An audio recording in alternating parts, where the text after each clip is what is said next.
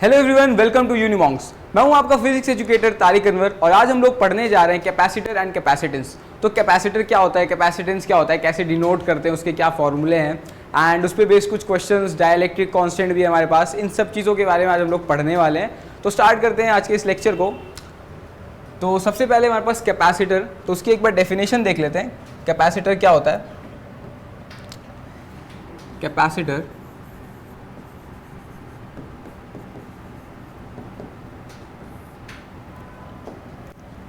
आप लोगों को पता होगा कैपेसिटर क्या होता है।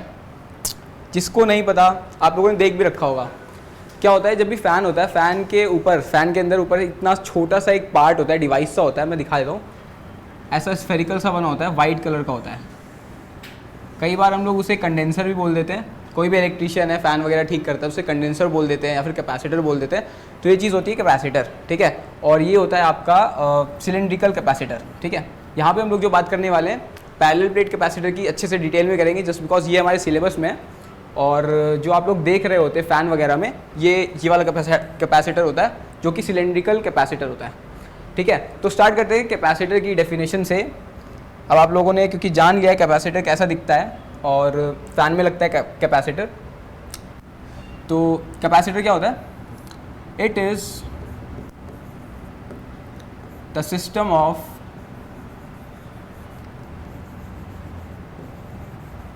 टू कंडक्टर्स, इसको इरेज कर देते हैं।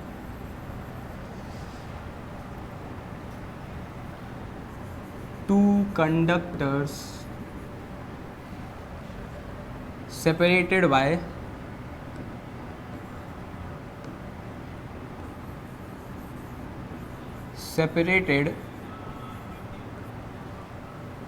a insulator, by an insulator। अब वो इंसुलेटर एयर भी हो सकती है या कोई डाइलेक्ट्रिक भी हो सकता है। डाइलेक्ट्रिक क्या होता है? एक इंसुलेटर होता है, उसके बारे में हम लोग आगे बात करेंगे, ठीक है। तो ये रही हमारे पास डेफिनेशन कैपेसिटर की। It is the system of two conductor separated by an insulator. तो कोई भी यहाँ पे हमारे पास दो कंडक्टर्स हो सकते हैं, कोई भी रैंडम कंडक्टर्स ले लेते हैं। लेट्स से ये दो कंडक्टर्स हैं एंड इनके पास charge Q1, positive opposite charge होता है, मैग्नीट्यूड सेम होता है। So let's say this is plus Q1 and this is minus Q1 and इनके बीच में कुछ डिस्टेंस होता है, ठीक है। लेट्स से कोई d डिस्टेंस है, छोटा सा डिस्टेंस है। तो ये सिस्टम पूरा एक कैपेसिटेंस हो जाता है, कैपेसिटर हो जाता है। इसे हम लोग कैपेसिटर कह सकते हैं, ठीक है। आगे बढ़ते हैं टाइप्स ऑफ कैपेसिटर्स पे। कितने टाइप के कैपेसिटर्स हमारे पास होते हैं और हम लोग किसके बारे में बात करने वाले हैं यहाँ पे। सो types of capacitors, types of capacitors.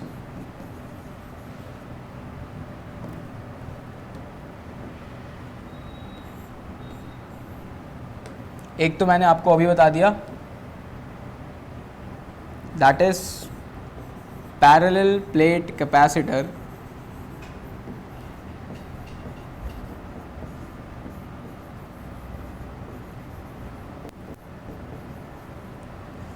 और एक टाइप के कैपेसिटर की हम लोग बिल्कुल लेक्चर के स्टार्टिंग में बात कर चुके हैं। कौन सा कैपेसिटर था वो? Cylindrical capacitor. So second is cylindrical,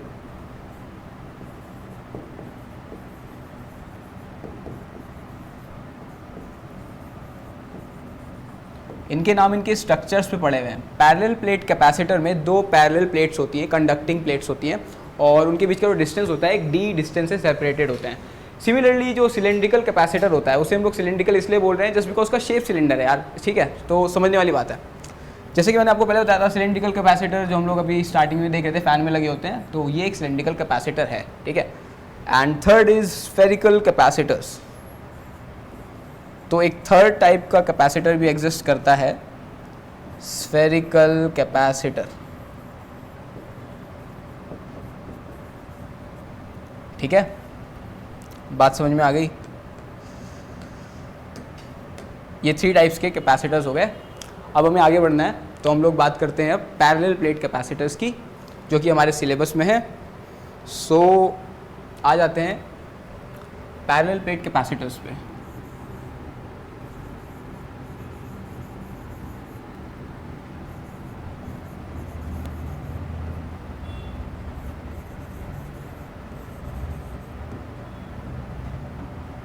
ये क्या हो गया?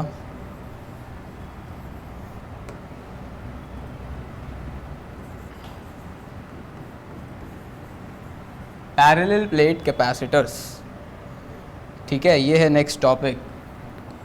इसकी कंस्ट्रक्शन कैसी होती है देख लेते हैं। वो भी बहुत सिंपल कंस्ट्रक्शन है। दो पैरेलल प्लेट्स हैं कंडक्टिंग मेटल की, ठीक है, एक ये प्लेट है, एक ये प्लेट है।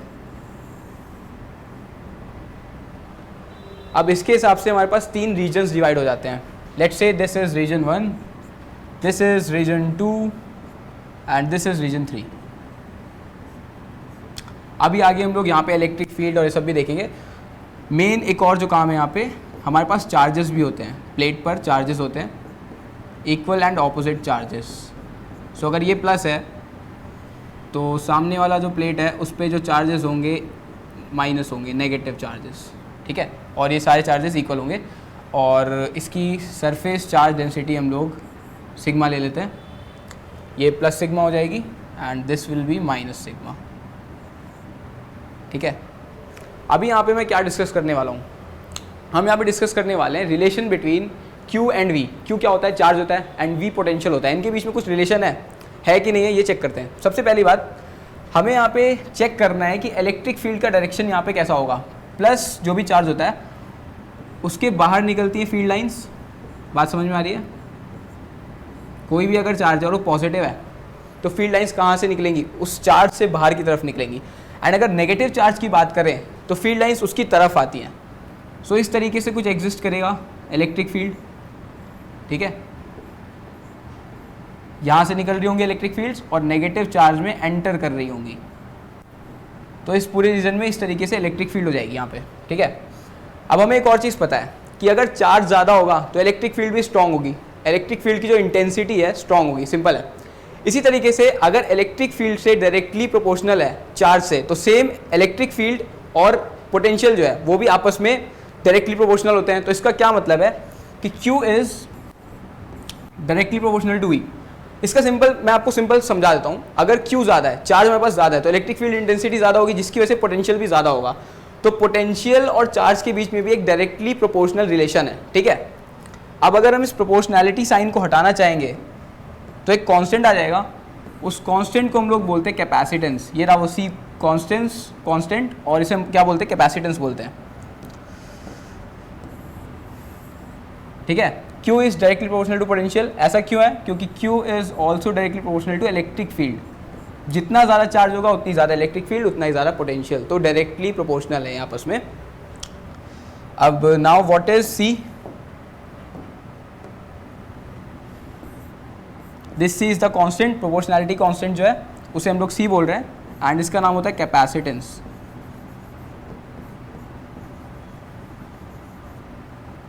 इसे हम लोग एक और तरीके से देख सकते हैं। Okay, so C is equals to Q by V। अगर हमारे पास इस कंडक्टर में, इस पूरे सिस्टम में यहाँ पे पोटेंशियल कम होगा तो कैपेसिटेंस ज़्यादा होगा। कैपेसिटेंस ज़्यादा होगा तो इसका क्या मतलब है? चार्ज ज़्यादा स्टोर कर पाएगा। ऐसा क्यों है? क्योंकि कैपेसिटेंस और Q चार्ज के बीच में एक डायरेक्टली प्रोपोर्शनल रिलेशनशिप है। तो जितना ज़्यादा कैपेसिटेंस उतना ज़्यादा चार्ज स्टोर कर पाएगा हमारा कैपेसिटर। बात समझ में आ रही है? बहुत सिंपल सी बात है। और इसका क्या मतलब है? पोटेंशियल कम होना चाहिए हमारे पास, जिसकी वजह से कैपेसिटेंस ज़्यादा होगा और चार्ज ज़्यादा स्टोर कर पाएगा कैपेसिटर, ठीक है। तो ये हम लोगों ने पढ़ लिया रिलेशनशिप बिटवीन, मैं यहाँ पे बता देता हूँ आपको।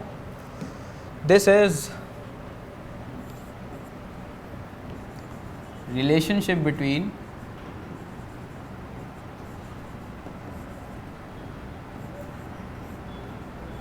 Charge Q and potential V। क्या रिलेशन है देख लिया हम लोगों ने। Q is equals to CV।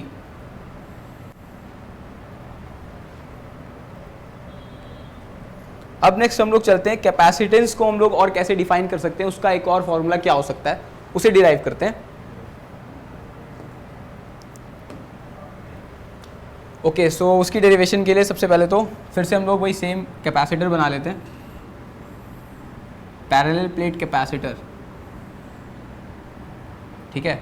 And this is our region 1, this is our region 2, this is our region 3। या कंफ्यूज ना आप लोग, इसलिए 1, 2 और 3 इस तरीके से नेम कर देते हैं, कोई प्रॉब्लम नहीं है। एंड ये हमारा प्लस,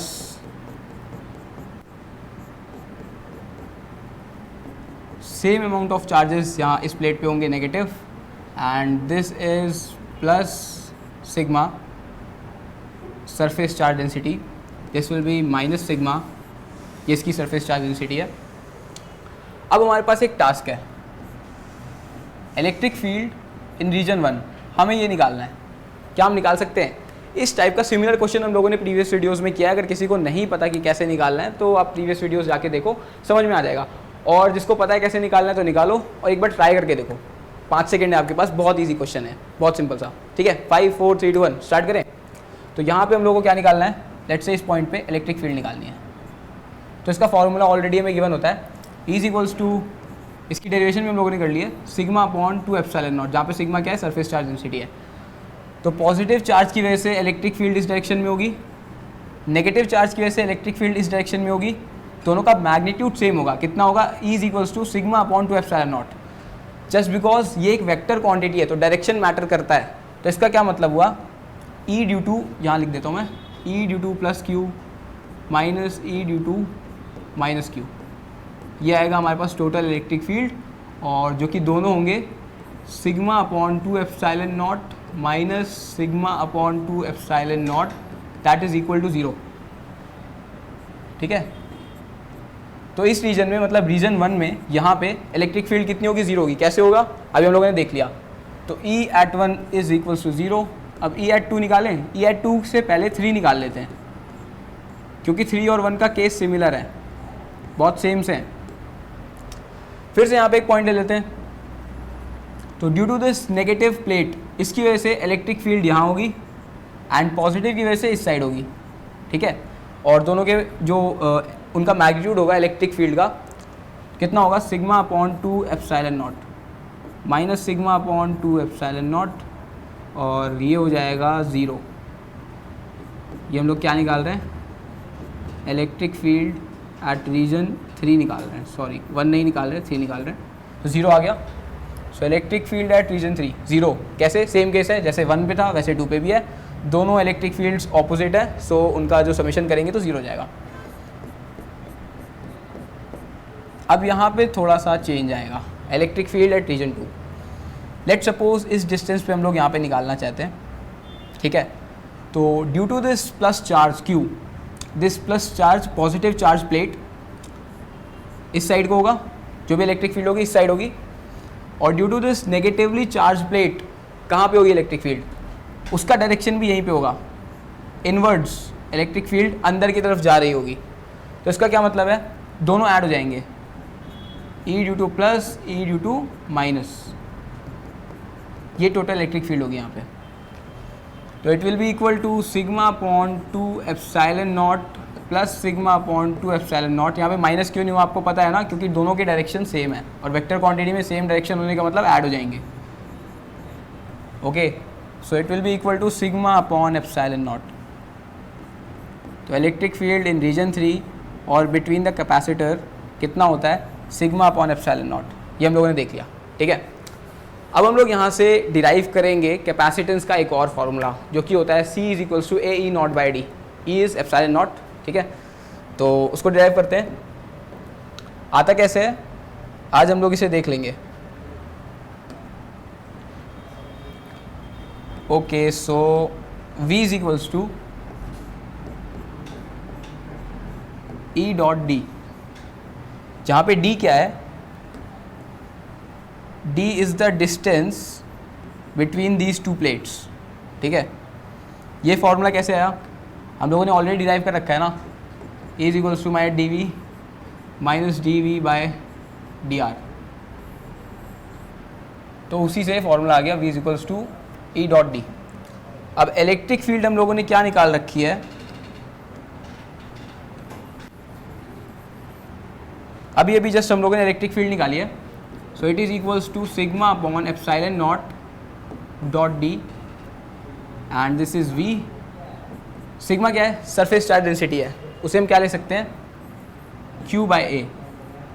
Q है उस पर पूरे प्लेट पे जो भी चार्ज है वो Q है, एंड उसका जो भी एरिया है उसे हम लोग A बोल रहे हैं। So Q by A epsilon not into D is equals to we.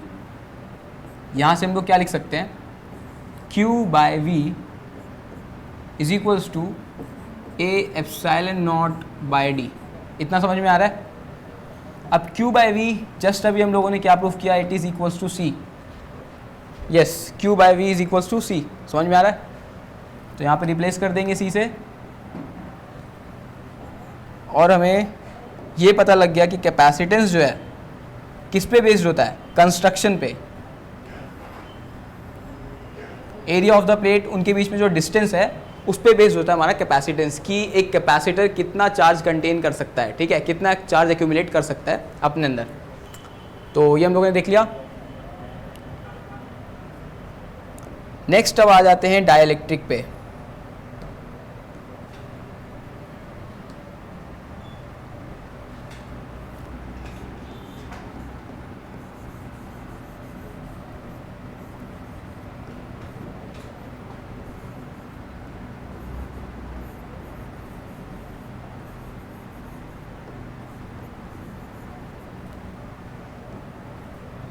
Dielectric in a capacitor. अभी तक जो हमारा कैपेसिटर था, उन दोनों ही प्लेट्स के बीच में, जो दो प्लेट्स थी कैपेसिटर की, उन दोनों प्लेट्स के बीच में क्या था, पानी था, क्या था, एयर थी, ठीक है, और एयर एक इंसुलेटर होती है। अब हम लोग क्या करने वाले हैं, एयर की जगह पे कुछ ना कुछ एक बीच में मीडियम डाल देंगे, ठीक है, कोई एक डाइलेक्ट्रिक डाल रहे हैं, कोई एक स्लैब डाल देंगे।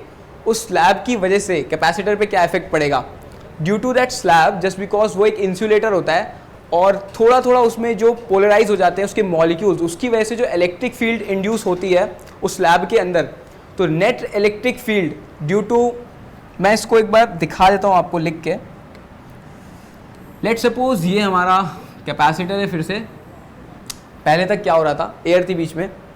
अब हम लोगों ने यहाँ पे क्या डाल दिया, एक डाइलेक्ट्रिक डाल दिया, ठीक है,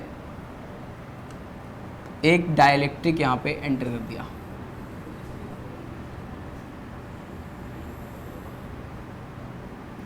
पहले जो मीडियम था इसके बीच का वो एयर हुआ करती थी, बट अब यहाँ पे एक डाइलेक्ट्रिक आ गया है, जिसकी वजह से नेट इलेक्ट्रिक फील्ड जो होगी, ई नेट, कुछ कम हो जाएगी। इन दोनों प्लेट्स के बीच में जो नेट इलेक्ट्रिक फील्ड होगी, ई नेट, वो कम हो जाएगी। कम कैसे होगी उसे डिस्कस करते हैं। तो डाइलेक्ट्रिक जो होता है ये बना होता है ऐसे मॉलिक्यूल से जो पोलर मॉलिक्यूल्स होते हैं, और जब भी उनके पोलर मॉलिक्यूल्स की एक जो हम कह सकते हैं कैरेक्टरिस्टिक होती है कि अगर उन्हें इलेक्ट्रिक फील्ड में आप छोड़ देंगे तो पोलराइज हो जाएंगे आपस में। पोलराइज होने का ये मतलब है कि उनके बीच में जो नेगेटिव चार्ज है वो अट्रैक्ट हो जाएगा पॉजिटिव की तरफ, और जो पॉजिटिव चार्ज है वो अट्रैक्ट हो जाएगा नेगेटिव की तरफ, ठीक है।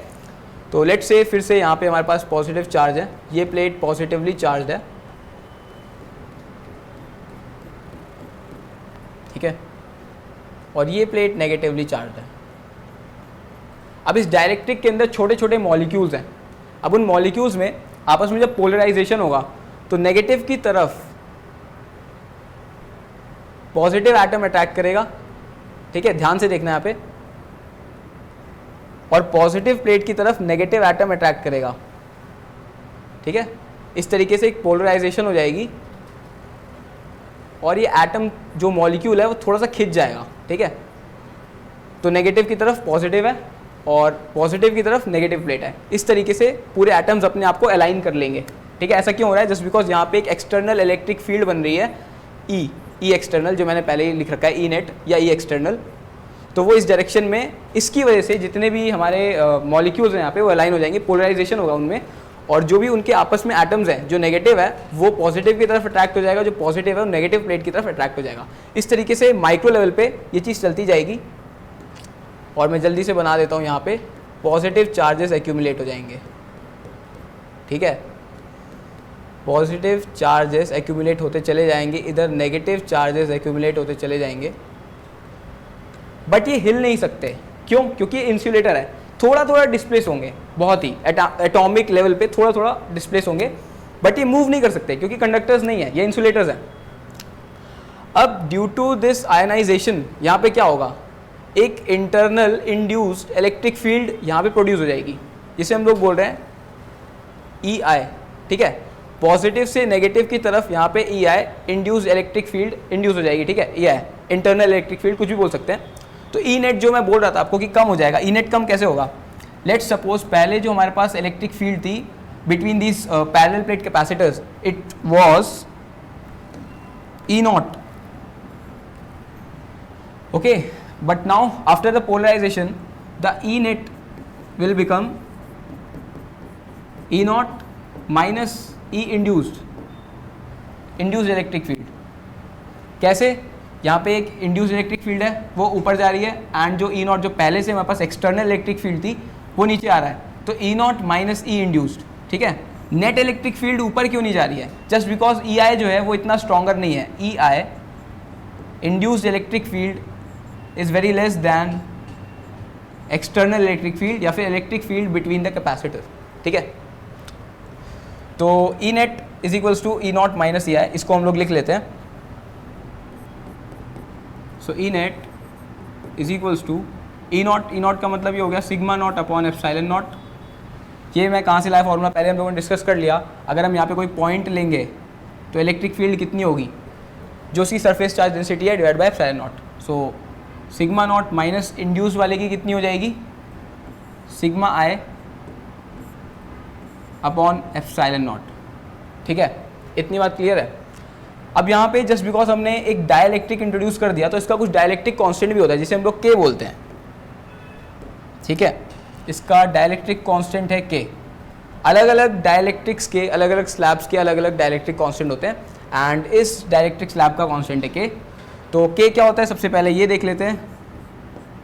के इज बेसिकली कि कोई भी डाइलेक्ट्रिक जो हम लोगों ने इंट्रोड्यूस किया है उसकी वजह से इलेक्ट्रिक फील्ड कितनी कम हो चुकी है। के वो फैक्टर है, वो हमें बताता है। तो अगर वो फैक्टर है तो उसे हम कैसे लिख सकते हैं, K is equals to E not upon ई।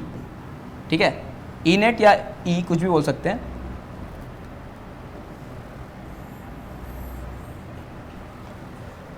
अब आगे हम लोग यहाँ पे इसे और सिंप्लीफाई करेंगे। ये एक फॉर्मूला मुझे आपको बताना था, क्योंकि हम लोग यहाँ पे डाइलेक्ट्रिक की बात कर रहे हैं तो डाइलेक्ट्रिक कांस्टेंट आपको पता होना चाहिए। इसे मैं साइड में लिख देता हूँ। So K is equals to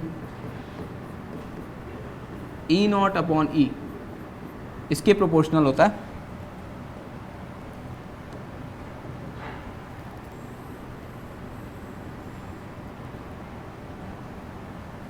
ठीक है,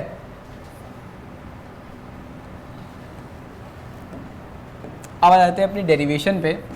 so it will become sigma not minus sigma I upon epsilon not, and E net जो है हमारे पास कैसे आएगा, it will be equal to E not upon K, और ई नॉट हमें पता है क्या है, sigma not upon epsilon not into K, and it is equal to sigma not minus sigma I upon epsilon not. Epsilon not cancel हो जाएगा। So what will get, sigma I that is charge density of this internal slab, जो भी slab है इसकी charge density कितनी होगी, it will be equal to sigma naught 1 minus 1 by K. ठीक है, इसे हम लोग यूज़ कर सकते हैं अगर हमें बाहर की चार्ज डेंसिटी पता है और अंदर की चार्ज डेंसिटी हमें निकालनी है तो। ठीक है, सरफेस चार्ज डेंसिटी। तो यहाँ पे हमने प्रूफ कर दिया। तो इसका क्या मतलब है, अगर हम कोई डाइलेक्ट्रिक इंट्रोड्यूस करते हैं तो पहले जो पोटेंशियल डिफरेंस था हमारे पास, बाद में पोटेंशियल डिफरेंस क्या होगा, पहले जो इलेक्ट्रिक फील्ड थी बाद में इलेक्ट्रिक फील्ड क्या होगी, किस फैक्टर से कम होगी, वो हमें देखना है। तो अब उसका डेरिवेशन करते हैं। तो सबसे पहले आ जाते हैं पोटेंशियल डिफरेंस पे, कि after introducing dipole potential difference क्या होगा। पोटेंशियल डिफरेंस में कैसे चेंज आएगा, के मल्टीप्लाई होगा, डिवाइड होगा। पोटेंशियल डिफरेंस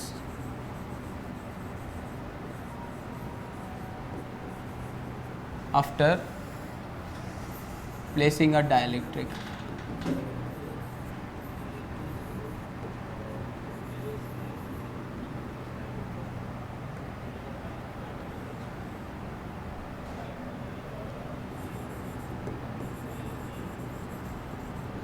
डाइलेक्ट्रिक, ठीक है।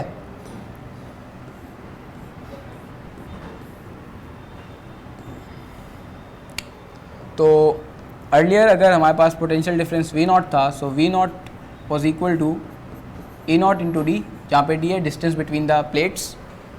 और अब जो न्यू V होगा, E नॉट हम लोगों ने कितना निकाला है, लास्ट स्लाइड से देख सकते हैं। यहाँ से अगर हम देखें तो E नेट या फिर E कितना आ रहा है हमारे पास, E नॉट बाई के, इसको पुट कर दें फॉर्मूले में। So it will be E naught by K into D.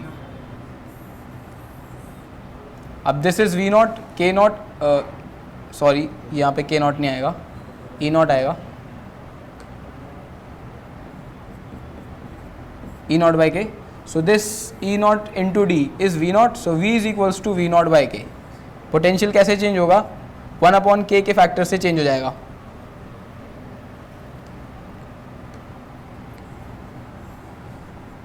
ठीक है, इलेक्ट्रिक फील्ड के बारे में हम लोगों ने बात कर ली है। कैपेसिटेंस कैसे चेंज होगा पता है हमें, कैपेसिटेंस के बारे में बात करते हैं। तो जो अर्लियर कैपेसिटेंस था हमारे पास, it was equal to C is equals to A epsilon not by D, ठीक है, ये था हमारे पास, लेट्स से C नॉट है। अब जो न्यू कैपेसिटेंस होगा C, it will be equal to, कैसे हम लोग पता करेंगे, जैसे मैं आपको पहले रिजल्ट बताता हूँ, C is equals to K C naught होता है, K टाइम्स C नॉट हो जाएगा। तो इसको डिराइव करने के लिए हम लोग जीरो से डिराइव करेंगे, जैसे हम लोगों ने कैपेसिटेंस का फॉर्मूला डिराइव किया था उसी तरीके से इसे डिराइव करेंगे। तो हमारे पास न्यू C आपको मिल जाएगा, न्यू कैपेसिटेंस मिल जाएगा।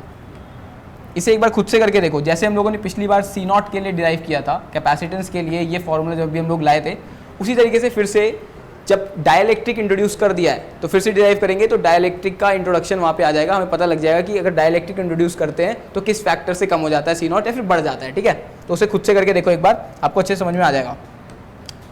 तो हम लोगों ने कैसे किया था, V is equals to E into D, and new E कितना हो गया, E नॉट बाई के हो गया,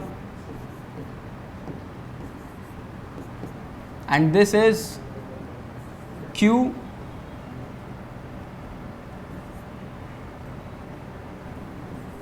sigma upon epsilon not K into D, this is V। So now sigma is equals to Q by A, charge density just because ये, epsilon not into K into D.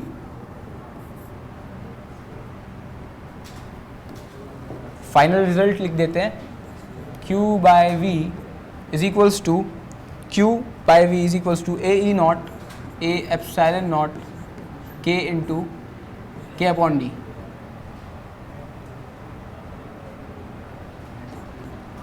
So A epsilon not D, ये हमारा C naught हुआ करता था, and this is K, so C is equals to K C not.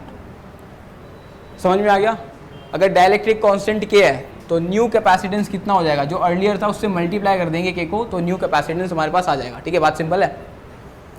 जहाँ पे हमारे सारे रिजल्ट्स डिराइव हो चुके हैं, इन फॉर्मूले को अगर आप लोग याद कर लेंगे तो आपके लिए अच्छा होगा, एग्जाम में आपको डिराइव नहीं करना पड़ेगा एंड आप डायरेक्टली अप्लाई कर सकते हैं। ठीक है, अब आ जाते हैं कॉम्बिनेशन ऑफ कैपेसिटर्स पे।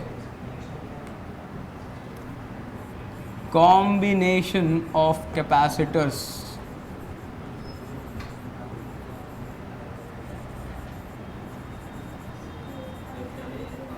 कैपेसिटर्स को भी हम लोग पैरेलल और सीरीज़ में कनेक्ट कर सकते हैं, जस्ट एज हम लोग रेजिस्टर को करते हैं। और उसका फॉर्मूला क्या होता है आज हम लोग देखते हैं इसे। तो सबसे पहले जो हम कनेक्शन लेने वाले हैं, it is a parallel connection. ठीक है, सो पैरेलल कनेक्शन,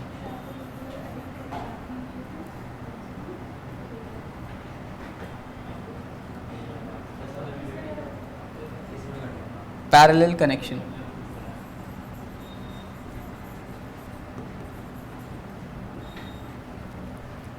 तो दो हमारे पास कैपेसिटर्स हैं एंड वो ऐसे हम लोगों ने पैरेलल में कनेक्ट कर दिए। तो इनके बीच का कुछ पोटेंशियल है, that will be equal to V। क्यों? क्योंकि ये पैरेलल में कनेक्टेड है एंड पैरेलल में जो पोटेंशियल होता है वो सेम होता है, हमें पता है। बट जो टोटल चार्ज होगा, लेट सपोज यहाँ पे इस प्लेट पे चार्ज हमारे पास Q1 है एंड इस प्लेट पे चार्जेस है -Q1 and this is +Q1 and this plate पे चार्ज है Q2 that is +Q2 and this is -Q2। ठीक है, तो अभी आपस में कनेक्टेड है। इसका क्या मतलब है, टोटल चार्ज कंजर्व्ड होगा। So Q is equals to Q1 + Q2। ठीक है, यहाँ पे हम लोग क्या कर सकते हैं, C1V + C2V एंड C1 इस कैपेसिटर का कैपेसिटेंस है, C2 इस कैपेसिटर का कैपेसिटेंस है। ठीक है, and Q is equals to CV। अब यहाँ से V कैंसिल हो जाएगा, so C equivalent is equals to C1 + C2। ठीक है, ये पैरेलल कनेक्शन का हमारे पास डेरिवेशन आ गया। अगर दो कैपेसिटर्स पैरेलल कनेक्शन में हैं तो उनका इक्विवेलेंट कैपेसिटेंस जो होगा C is equals to C1 + C2 होगा। और कैसे आइडेंटिफाई करेंगे कि वो पैरेलल में कनेक्टेड है कि नहीं, तो सेम प्लेट है, फॉर एग्जांपल इस प्लेट को अगर हम देखें तो पॉजिटिवली चार्ज है, नेक्स्ट कैपेसिटर का जो पॉजिटिव प्लेट होगा वो आपस में कनेक्टेड होंगे और नेगेटिव आपस में कनेक्टेड होंगे। तो this is a parallel connection. अब हम लोग आ जाते हैं अपने नेक्स्ट कनेक्शन पे, that is series connection.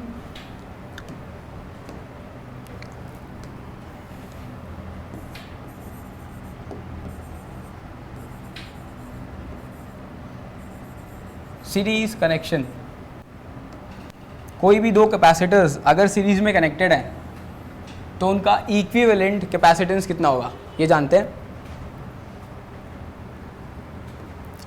Okay, सो यहाँ पे हमारे पास दो कैपेसिटर्स हैं एंड वो सीरीज में कनेक्टेड हैं। सीरीज में कैसे पता लगेगा, लेट सपोज अगर ये पॉजिटिवली चार्ज है तो ये ऑपोजिट चार्ज होगा नेगेटिव, और ये पॉजिटिव चार्ज होगा एंड ये नेगेटिव होगा। ठीक है, this connection is series connection. अब यहाँ पे कुछ पोटेंशियल डिफरेंस होगा V1 and this will be potential difference V2। इसके अक्रॉस जो भी पोटेंशियल डिफरेंस है वो हम लोगों ने यहाँ पे लिख दिया। V1 और V2 पोटेंशियल डिफरेंसेस है। दिस इज C1, इसका कैपेसिटेंस C1 है, और ये है C2 कैपेसिटेंस इसका।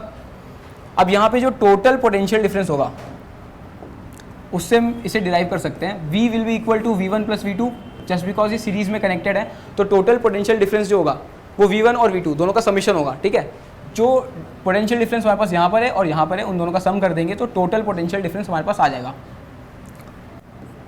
Okay, so V is equals to Q is equals to CV, so V is equals to Q/C। ठीक है, ये फॉर्मूला हम लोग यहाँ पे लगाने वाले हैं। So V is equals to Q/C, total charge है, and this is C equivalent. This will be Q1 upon C1 plus Q2 upon C2. ठीक है, यहाँ पे एक और चीज़ है, दोनों जो चार्जेस होंगे, दोनों चार्जेस कैपेसिटर के दोनों जो चार्जेस होंगे दैट विल बी इक्वल। क्यों? क्योंकि वो सेम पोटेंशियल डिफरेंस पे चार्ज हो रहे हैं।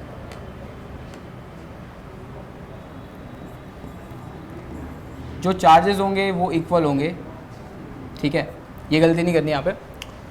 तो सेम Q और Q कैंसिल हो जाएगा and 1/C equivalent will be equal to 1/C1 + 1/C2।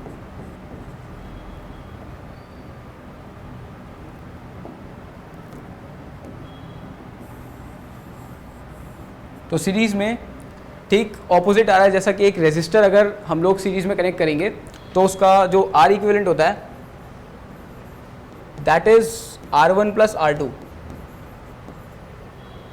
और अगर हम इसे पैरेलल में कनेक्ट कर दें रेजिस्टर्स को तो कितना होता है 1/R equivalent is equals to 1/R1 + 1/R2। ठीक है, तो इस टाइप का रिलेशन जो कि पैरेलल में आता है हमें कैपेसिटर में सीरीज़ में देखने को मिल रहा है। ठीक है, इस तरीके से हम याद रख सकते हैं, ऑपोजिट होता है दोनों एक दूसरे के। तो यहाँ पे हम लोग फिर से एक बार रिकॉल कर लेते हैं कैसे किया इस डेरिवेशन को। तो दो कैपेसिटर्स हैं एंड उनके बीच में कुछ पोटेंशियल डिफरेंस होगा V1 और V2 एंड यहाँ पे दोनों चार्जेस सेम होंगे, क्योंकि चार्जिंग ऑफ कैपेसिटर ऐसे होता है कि अगर ये पॉजिटिवली चार्ज है तो ये नेगेटिवली चार्ज हो जाएगा and same amount of charge वो नेक्स्ट कैपेसिटर को ट्रांसफर करेगा, ठीक है। तो इस वजह से हम लोगों ने यहाँ पे इक्वल चार्जेस लिए हैं, ठीक है, सिंपल है। एंड फिर हम लोगों ने according to the formula V equal to V1 plus V2, total potential difference होगा V1 प्लस V2 का समेशन, और उसके बाद Q upon C and Q1 upon C1, इस तरीके से हम लोगों ने इसको पुट किया और Q कैंसिल हो गया। फाइनल हमारे पास रिजल्ट ये रहा 1 upon C equivalent is equal to 1 upon C1 plus 1 upon C2। तो आज के लेक्चर में इतना ही। नेक्स्ट लेक्चर में हम लोग इसके कुछ क्वेश्चंस करने वाले हैं। And for more such related content subscribe to Inmonks. Thank you.